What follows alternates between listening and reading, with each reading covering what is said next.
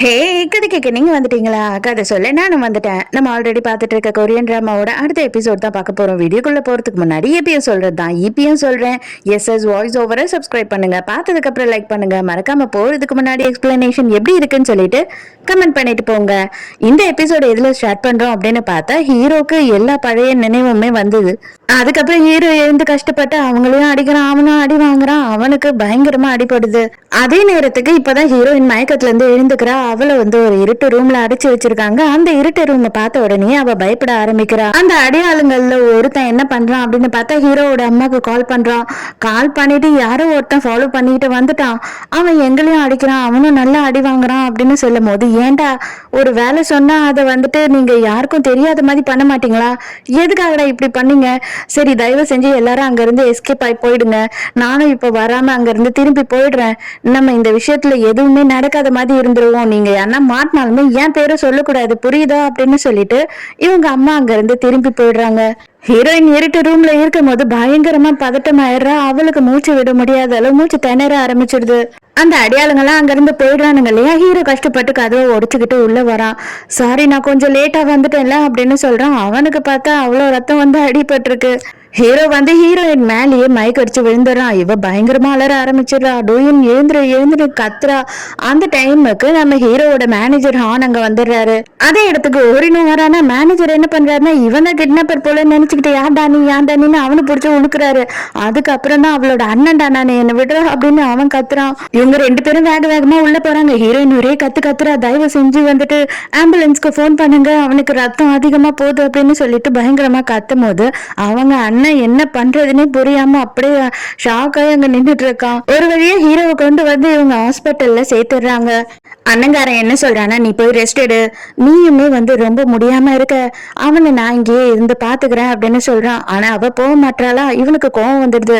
இந்த பாரு, உனக்கு அவன் மேல அக்கறை இருக்கலாம், நீ அவனோட டாக்டரா கூட இருக்கலாம், ஆனா நீ ஜஸ்ட் வெறும் டாக்டர் மட்டும்தான், அதை எப்பயுமே மறந்துடாத.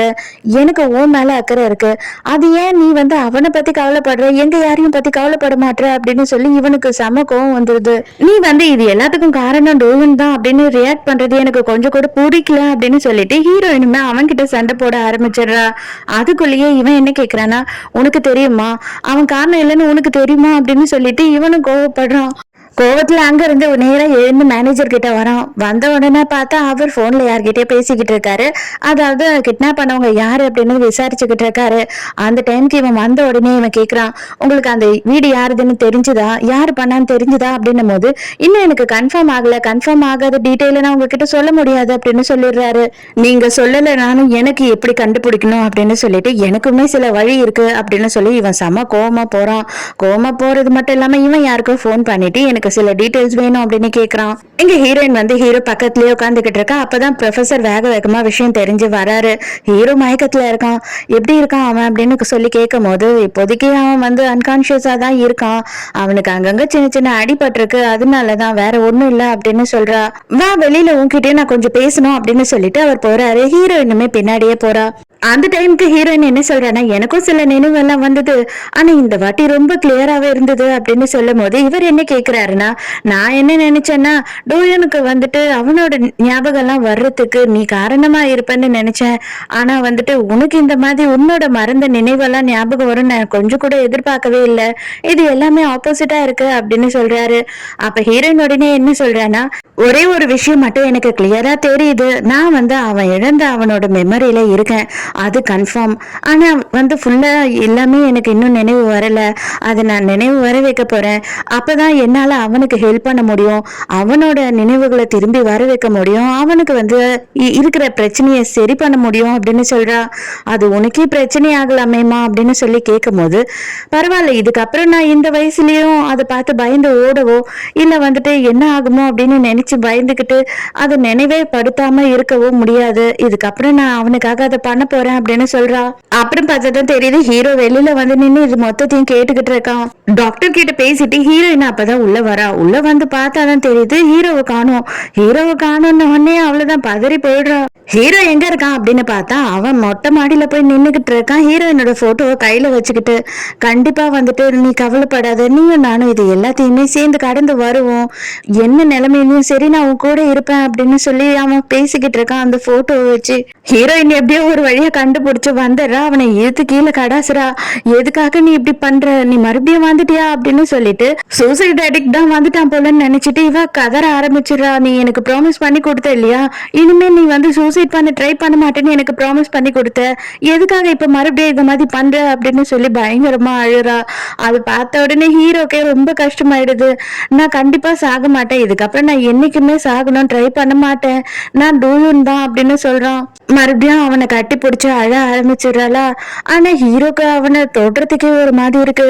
ஐயோ, நம்ம குடும்பமே சேர்ந்து இவளுக்கு எவ்வளவு பெரிய துரோகத்தை பண்ணிருக்கு, எவ்வளவு ஒரு கஷ்டத்தை கொடுத்துருக்கு அப்படின்னு சொல்லி அவனுக்கு ரொம்ப கஷ்டமா இருக்கு. ரெண்டு பேரும் கீழே இறங்கி வராங்க. அப்ப ஹீரோ என்ன சொல்றானா, நீ வந்து டாக்டர் கிட்ட சொன்னதை நான் கேட்டேன், நீ உன்னோட நினைவெல்லாம் திரும்பி கொண்டு வர போறேன், அதுக்கு ட்ரை பண்ண போறேன்னு சொன்ன இல்லையா, தயவு செஞ்சு அதை எனக்காக நீ பண்ணாத அப்படின்னு சொல்றான்.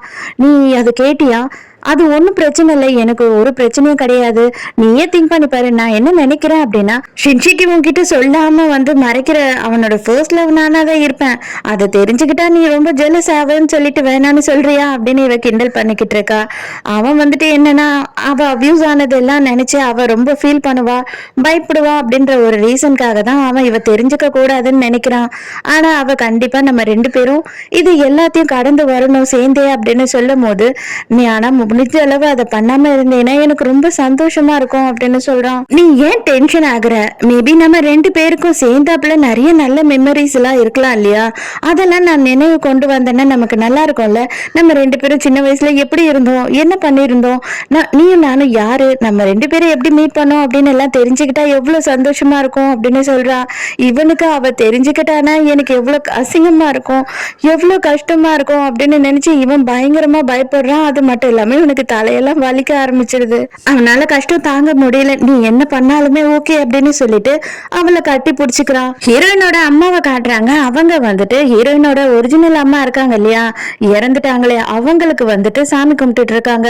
அந்த டைமுக்கு அவங்க என்ன பேசிக்கிட்டு இருக்காங்க அப்படின்னு பார்த்தா, நீ என்னோட ரொம்ப க்ளோஸ் ஃப்ரெண்ட், ஆனா நீ வந்துட்டு என்கிட்ட ஒரு ஹெல்ப் கேட்ட, எனக்கு ஒரு ப்ராமிஸும் பண்ண, திருப்பி நீ வருவேன்னு சொல்லிட்டு, ஆனா நீ அந்த ப்ராமிஸை ரொம்ப மீறிட்டேன்னு நினைக்கிறேன், பல வருஷம் ஆயிடுச்சு, இதுக்கப்புறம் நீ திரும்பி வரவும் போறது கிடையாது, எதுக்காக நீ இப்படி பண்ண அப்படின்னு சொல்றாங்க. ஹீரோயினோட வளர்ப்பு அம்மாவும் ஒரிஜினல் அம்மாவும் ரெண்டு பேருமே ஃப்ரெண்ட்ஸ். அப்ப ஒரிஜினல் அம்மா என்ன சொல்லியிருக்காங்க அப்படின்னா, என்னோட குழந்தை அந்த வீட்டுல இருக்கா, எனக்கு ஒரே ஒரு ஹெல்ப் பண்ண, எப்படியாவது நீ அவளை கூட்டிட்டு வந்துரு, யாருக்கும் தெரியாம 3 நாள்ல நான் வந்துட்டு நான் திரும்பி வந்த உடனேயே வந்து என்னோட குழந்தைய கூப்பிட்டுக்கிறேன், தயவு செஞ்சு எதுவும் இப்போதைக்கு என்கிட்ட கேட்காத, இந்த ஹெல்ப்பை மட்டும் எனக்கு பண்ணு அப்படின்னு சொல்லியிருக்காங்க. அவங்களுமே வேற வழி இல்லாம தான் இதை பண்ணிருக்காங்க. பட் ஆனா அதோட ஹீரோயினோட அம்மா இறந்து போயிட்டு இருக்காங்க, திரும்பி வரல. கிஜுனோட அப்பா வந்துட்டு ஆளு ரெடி பண்ணி வச்சிருந்தாரு இல்லையா, அவருமே கண்டுபிடிச்சிட்டாரு ஹீரோயின் தான் அந்த பொண்ணுன்னு சொல்லிட்டு. அவர் வந்துட்டு எல்லா டீட்டெயிலும் உங்களுக்கு அனுப்புறேன் சார் அப்படின்னு சொல்லிட்டு போன் பண்றாரு. அவர் பையன்கிட்ட பயங்கர சந்தோஷமா, நமக்கு தூண்டில்ல பெரிய மீனை மாட்டிடுச்சுடா கண்ணா அப்படின்னு சொல்லிக்கிட்டு இருக்காரு.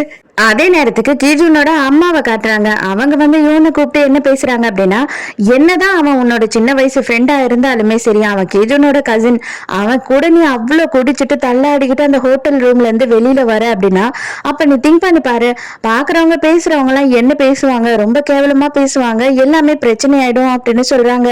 அப்ப இவ தெளிவா என்ன சொல்றானா, அப்ப நீங்க என்ன நம்மள சந்தேகம் தான் பண்றீங்க அப்படின்னா, எனக்கு இந்த கல்யாணத்துல இஷ்டம் இல்லை, நான் போறேன் அப்படின்னு சொல்லி அங்க இருந்து கிளம்பிடுறா. நேரா கேஜுனே போய் என்ன பண்றான் அப்படின்னு பார்த்தா இவன் கிட்ட பேசுறான்.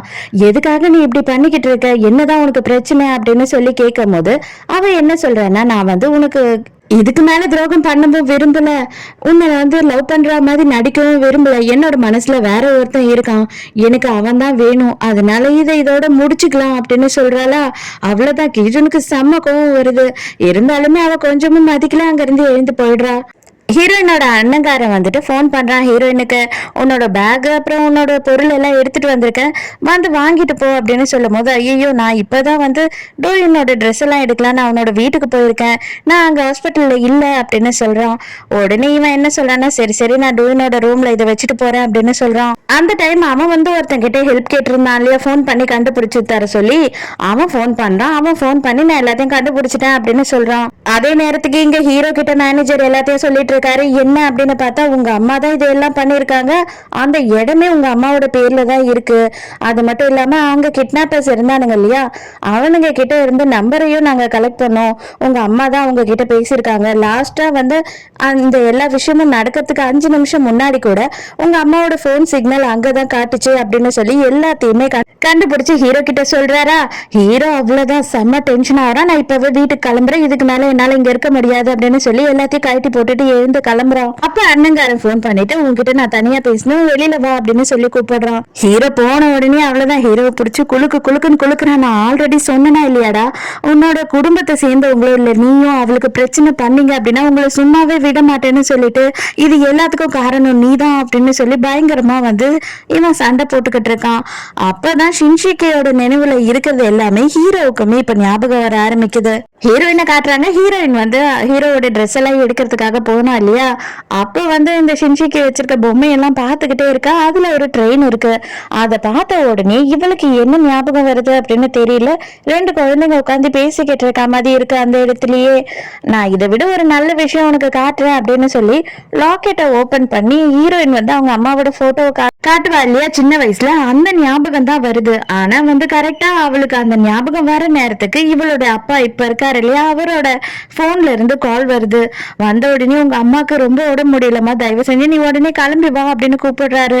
அதே நேரத்துக்கு ஹீரோவையும் அண்ணங்காரனையும் காட்டுறாங்க. அப்பதான் வந்து இவன் எல்லாம் நடந்த உண்மை அவனுக்கு தெரிஞ்ச எல்லாத்தையுமே சொல்றான். அதாவது 21 வருஷத்துக்கு முன்னாடி இவங்க வந்து ஹீரோயினை அடாப்ட் பண்றதுக்கு முன்னாடி நடந்த எந்த விஷயமும் ஹீரோயின் ஞாபகம் இல்லாம தான் அவங்க வீட்டுக்கு வந்திருக்கா. சின்ன வயசுல அவளோட தூக்கத்துல எக்கச்சக்கமான கெட்ட கனவை கண்டு ரொம்ப பயந்து எழுந்து அழுகும் போதெல்லாம் இவன் அப்பல இருந்து இவளுக்கு ஒரு பொய்யான காமெடியான கதைகளை சொல்லி சொல்லி ஏமாத்தி அவளுக்கு அந்த நினைவை வர வைக்காம தான் இருந்திருக்காங்க. அதுக்கப்புறமா ரொம்ப நாள் கழிச்சு இவன் வளர்ந்ததுக்கு அப்புறமா இவங்க அப்பா அம்மா 2 பேரும் பேசுறதை இவன் கேட்டிருக்கான். அப்பதான் வந்துட்டு நம்ம ஹீரோவோட குடும்பத்தை பத்தியும் அவங்களோட கம்பெனியை பத்தியும் எல்லா விஷயமும் இவன் தெரிஞ்சிருக்கான். அதுக்கப்புறம் இவன் வந்து என்ன பண்ணிருக்கான்னா ஃபுல்லா இவங்களை பத்தி ரிசர்ச் பண்ணிருக்கான்.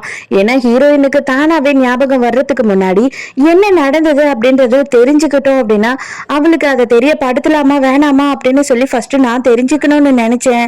அதுக்கப்புறம் தான் அவளோட வாழ்க்கையில நீ வந்த. எப்ப அவ உன்னை மீட் பண்ணி உன் கூட பழக ஆரம்பிச்சாலோ அவளுக்கு கொஞ்சம் கொஞ்சமா அவளோட பழைய நினைவெல்லாம் வர ஆரம்பிச்சிருச்சு. அவ அதோட சேர்ந்து இன்னும் தான் கஷ்டப்படுறா. ஆனா எனக்கு இது எல்லாமே தெரியும். உன் குடும்பத்தை சேர்ந்தவங்களுக்கு இவ இன்னும் உயிரோடு தான் இருக்கா, எங்க இருக்கா என்னன்னு தெரிஞ்சதுன்னா கண்டிப்பா இவளை நிம்மதியா விட மாட்டாங்க, இவளை வாழவே விட மாட்டாங்கன்னு எனக்கு தெரியும். நான் அதனாலதான் இது எல்லாத்துல இருந்தும் அவளை தள்ளி வைக்கணும், உன்கிட்ட இருந்து தள்ளி வைக்கணும், அவளை காப்பாத்தணும்னு நினைச்சேன். நான் உன்கிட்ட இப்ப ஒரே ஒரு விஷயத்த கேக்குறேன், நான் பிச்சையா கேக்குறேன்னு கூட நினைச்சுக்கோ, தயவு செஞ்சு என் தங்கச்சை விட்டுடு, என்னோட குடும்பத்துல அவ வந்து நிம்மதியா வாழ்ந்துட்டு இருக்கா, அவளை எங்களுக்கே கொடுத்துடு அப்படின்னு சொல்லிட்டு இவன் பயங்கரமா இவ கிட்ட கெஞ்சி அழறான். அப்ப ஹீரோ வந்துட்டு இவன்கிட்ட என்ன கேக்குறான்னா, எனக்கு ஒரு சின்ன உதவி மட்டும் என்னால செய்ய முடியுமா அப்படின்னு கேக்குறான். எங்க ஹீரோயின் அவங்க அம்மாவை பார்க்க வந்திருக்கா இல்லையா, அவங்களுக்கு என்ன கஷ்டமாயிடுச்சுன்னா இவளுக்கு எல்லாமே ஞாபகம் இருக்கு, நம்ம சொந்த அப்பா அம்மா இல்லைன்னு தெரிஞ்சிருச்சு அப்படின்னு சொல்றதுதான் அவங்கள ரொம்ப கஷ்டப்படுத்திருக்கு. அதனால அவங்க என்ன சொல்றாங்கன்னா, உன்னோட உண்மையான அப்பா அம்மா யாரு என்ன அப்படின்னு நான் சொல்ல வேண்டிய நேரம் வந்துருச்சு இல்லையாமா, அது அப்ப நீ கண்டிப்பா தெரிஞ்சுக்கணும் தானே அப்படின்னு சொல்லி கேக்குறாங்க. இல்லம்மா இப்ப வேண்டாம், நீ இதை பத்தி எல்லாம் யோசிக்காத, நீ ரெஸ்ட் எடு, உன்னோட உடம்பு சரி பண்ணிக்கோ, கண்டிப்பா நானே ஒரு நாள் உன்கிட்ட கேட்டு தெரிஞ்சுக்கிறேன் அப்படின்னு சொல்றா. எங்க ஹீரோ வந்து அவங்க அம்மாவை வர சொல்லி பேசுறான். எதுக்காக இந்த மாதிரி ஒரு கேவலமான விஷயத்த நீங்க பண்ணீங்க அப்படின்னு சொல்லி கேட்கும் போது, நான் என்ன பண்றது, அவ உனக்கு போட்டியா வந்துருவாளோ, உனக்கு பிரச்சனை கொடுத்துருவாளோன்னு சொல்லிட்டு பயத்துல நான் இதை பண்ணிட்டேன், தயவு செஞ்சு என்ன மன்னிச்சிடு அப்படின்னு கேக்குறாங்க. அவ்வளவுதான், ஹீரோவால எவ்வளவு அளவு அவங்க அம்மாவை திட்ட முடியுமோ அவ்வளவு அளவு திட்டுறான். அவங்களுக்கு எல்லாம் வெக்கமா இல்ல, ஏன் இவ்வளவு கேவலமா இந்த மாதிரியான விஷயத்த பண்ணிக்க பண்ணிக்கிட்டு இருக்கீங்க? தயவு செஞ்சு அவளை விட்டுடுங்க. இனிமேவும் அவளை டார்ச்சர் பண்ணாதீங்க. சின்ன வயசுல அவளை பண்ணதெல்லாம் உங்களுக்கு பத்தலையா? நீங்களும் அதை வேடிக்கை பார்த்து சந்தோஷம் தானே பட்டுட்டு இருந்தீங்க. உங்களோட பிள்ளை நல்லா இருந்தா போதும், உங்களுக்கு அடுத்தவங்க பிள்ளை என்ன ஆனாலும் கவலை கிடையாது இல்லையா அப்படின்னு சொல்லி கத்துறான். உங்களுக்கு கடைசியா நான் ஒரே ஒரு சான்ஸ் கொடுக்குறேன். இதை எல்லாத்தையும் இங்க விட்டுட்டு நீங்க என் கூட அமெரிக்காவுக்கு வந்து செட்டில் ஆயிடுங்க.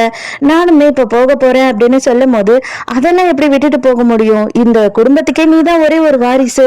இந்த குடும்பமே உன்னோடது. இந்த ஃபேக்டரி, இந்த கம்பெனி எல்லாமே ஒண்ணுது அப்படின்றாங்க அவங்க அம்மா. இன்னமும் உங்களுக்கு அதை பத்தி தான் பிரச்சனை இல்லையாமா? ஆனா ஒரே ஒரு உண்மை தெரிஞ்சுக்கோங்க, நான் நல்ல மனுஷனாவே கிடையாது. நான் ஒரு மான்ஸ்டரா இருக்கேன். அதுக்கு காரணமே நீங்களும் அப்பாவும் தான் அப்படின்னு சொல்றான். அதே நேரத்துக்கு பாட்டியை காட்டுறாங்க. பாட்டி வந்து பழைய விஷயத்தெல்லாம் ஞாபகப்படுத்திக்கிட்டு இருக்காங்க. என்ன ஆயிருக்கு அப்படின்னு பார்த்தா 21 வருஷத்துக்கு முன்னாடி இவங்க அப்பா, ஹீரோவோட அப்பா வந்து சின்ன பையனா நம்ம ஹீரோவை கூப்பிட்டுக்கிட்டு வீட்டுக்கு வராரு. இவர் வந்து 6 வருஷத்துக்கு முன்னாடி வீட்டை விட்டு ஓடி போயிட்டாரு போல, கல்யாணம் பிடிக்கலன்னு சொல்லிட்டு. இவங்க போட்டு அடிக்கிறாங்க, எங்கடா போன இவ்வளவு வருஷமா அப்படின்னு. அதுக்கப்புறம் பார்த்தா ஒரு குட்டி பையனோட வந்து நிக்கிறாரு. அப்ப அவர் என்ன சொல்றாருன்னா, இவன் என்னோட பையன் தாமா, நம்மளோட ஃபேமிலி ரெஜிஸ்டர்ல இவனோட பேரு எழுதணும், இவனை ஸ்கூல்ல சேர்க்கணும், அதுக்காக தான் நான் உங்களை பார்க்க வந்திருக்கேன் அப்படின்னு சொல்றாரு. அப்ப அந்த டைமுக்கு இவரோட ஒய்ஃபும் இன்னொரு குழந்தைய கூட்டிட்டு வந்து நிக்கிறாங்க. அது ஒரு பொன் குழந்தை. அதை பார்த்த உடனே நீயா அப்படின்னு ஷாக் ஆகுறாரு. இந்த குழந்தை யாரு அப்படின்னு கேக்குறாரு. அப்ப அவங்க அம்மா, டே என்னடா கேக்குற, உன்னோட குழந்தைடா அது அப்படின்னு சொல்றாங்க. அவ்வளவுதான், இந்த ஆள் அப்படியே கொலை வெறியா முறைச்சுக்கிட்டு இருக்கான். அந்த குழந்தை உன்னோட குழந்தை இல்லைன்னு தெரிஞ்சதுக்கு அப்புறம் தான் நீ வந்துட்டு இவ்வளோ அளவு மோசமானவனாவே மாறிட்ட. எனக்கும் என்ன பண்றதுன்னே தெரியல. நீ வந்து உன்னோட அசிங்கத்தால இந்த விஷயத்தெல்லாம் பண்ணிக்கிட்டு இருந்த அப்படின்றத நினைக்கும் போது எனக்கு ரொம்ப கஷ்டமா இருக்கு.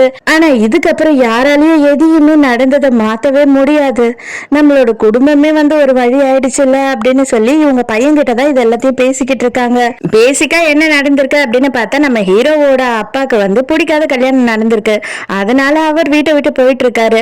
அதே மாதிரிதான் ஹீரோயினோட அம்மாக்குமே இந்த கல்யாணத்துல இன்ட்ரெஸ்ட் இல்ல. அவங்க வேற யாரையோ லவ் பண்ணிருக்காங்க போல. அதனாலதான் இவங்க 2 பேருக்குமே வேற வேற ஒருத்தவங்க கூட தான் குழந்தை பிறந்திருக்கு. மறுபடியும் ஹீரோவையும் ஹீரோட அம்மாவையும் காட்டுறாங்க. அப்ப வந்து ஹீரோட அம்மா யோசித்து பாக்குறாங்க, அதாவது ஷின்ஷிக்கு வந்து வித்தியாசமா நடந்திருப்பான் இல்லையா, இது என்னோட டூயின் தானா அப்படின்னு அவங்களே ஷாக்கா பாத்திருப்பாங்க. அந்த சீனை யோசித்து பாக்குறாங்க. எனக்கு இந்த இடத்துல வந்து ஒருத்தர் மட்டும் கமெண்ட் சொல்ல மாட்டாமா, எக்கச்சக்கமான பேரு எக்கச்சக்கமான கமெண்ட் சொல்லுவாங்க, இதை பண்ண அதை பண்ணுன்னு சொல்லிட்டு. இவ்வளவு வருஷமா நீங்க பண்ண பாவத்துக்கு தான் நான் இதை எல்லாத்தையும் அனுபவிச்சுட்டு இருக்கேன் அப்படின்னு சொல்றாங்க. ஐயோ என்னப்பா நீ சொல்ற, என்னால இதை நம்பவே முடியல அப்படின்னு அவங்க அம்மா அழறாங்க. உண்மையா தான் சொல்றேன், இது எல்லாத்துக்கும் காரணம் நீங்களும் அப்பாவும் தான் அப்படின்னு கத்துறான். சரி சரி, நீ எதை பத்தியும் கவலைப்படாத. நீ வந்துட்டு இதை யார் யார்கிட்ட சொல்லியிருக்க? ஹானுக்கு தெரியுமா? அதுக்கப்புறம் அந்த பொண்ணு டாக்டரா, அவளுக்கு தெரியுமா இது எல்லாமே அப்படின்னு சொல்லி அப்ப கூட அவங்க இது யாருக்கும் தெரியக்கூடாது, நீ எப்படியாவது சேர்மன் ஆகணும் அப்படின்றதான் சொல்றாங்க. ஹீரோக்கு அவ்வளவுதான். அதை கேட்டுட்டு இன்னும் அப்படியே கடுப்பாயிடுது. நீங்க ரொம்ப இதுக்கு பத்தி கஷ்டப்பட தேவையில்லம்மா, ஏன்னா நானே எல்லாருக்குமே சொல்ல போறேன். இதுக்கப்புறம் மொத்த உலகத்துக்குமே தெரிஞ்சிடும் எனக்கு வந்து மல்டிபிள் பர்சனாலிட்டி டிசார்டர் இருக்குன்னு சொல்லிட்டு. அதனால நீங்க எதை பத்தியும் கவலைப்படாதீங்க. இந்த மொத்த கம்பெனியுமே வந்து அந்த குழந்தைக்கு தான் போய் சேர போகுது அப்படின்னு சொல்றான். எங்க அண்ணன்கார ஹீரோயினை டிராப் பண்றதுக்காக வந்துகிட்டு இருக்கான். நீ எதுக்காக அம்மா அப்பா கிட்ட ரொம்ப தேங்க்ஸ் அப்படின்னு சொன்ன, அதனாலதான் அவங்க உடஞ்சு போயிட்டாங்க அப்படின்னு சொல்லும் போது எனக்கு என்னன்னு தெரியல, சொல்லணும்னு தோணுச்சு. 21 வருஷமா இந்த விஷயத்த வந்துட்டு நான் எப்படி உங்ககிட்ட சொல்றதுன்னு தெரியல. எனக்கு நான் வந்து இவங்களோட அடாப்டட் சைல்டு தான் அப்படின்னு சொல்லிட்டு நல்லாவே தெரியும். பட் அதுக்கு முன்னாடி நடந்த விஷயங்க தான் எனக்கு ஞாபகம் இல்லையே தவிர இந்த விஷயம் எனக்கு இவ்வளவு வருஷமும் ஞாபகம் இருந்தது அப்படின்னு சொல்றா.